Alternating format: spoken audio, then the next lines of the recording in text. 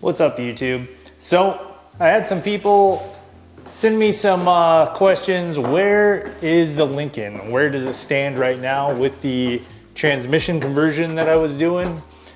And where is it at? So I'm gonna show you. So here we go. We're gonna walk out to it right now and show you the progress.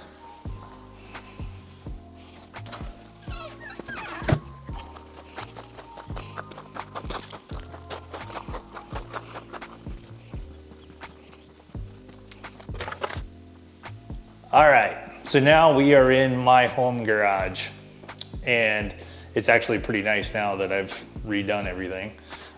This garage was completely gutted. And so this is where the Lincoln sits right now.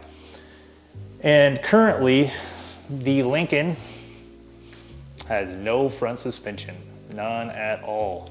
See right here, all gone. So it's actually getting JAMCO springs installed, and all the suspension is getting powder coated and redone. And I'm waiting on quite a few parts in here to get powder coated and refinished. So I haven't had time to knock those out. And so that's been a little bit of a struggle to get those all finished, but I will get them done. And that way you guys can see the finished product when the car is sitting on 2-inch drop JAMCO springs. And I'll most likely do a video of installing all the front suspension so everybody can see what it takes to do a drop in one of these cars.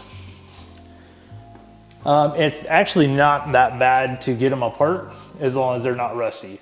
I did have to cut one lower control arm bolt, and that wasn't the funniest thing to find again, and it cost like $100. So don't cut that bolt if you can possibly get away with it.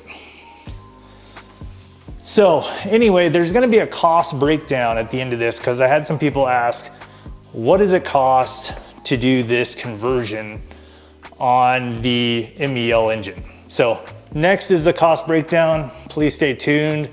And then at the end of the video, like, tag, share, follow, all that good stuff, and go from there. Appreciate it.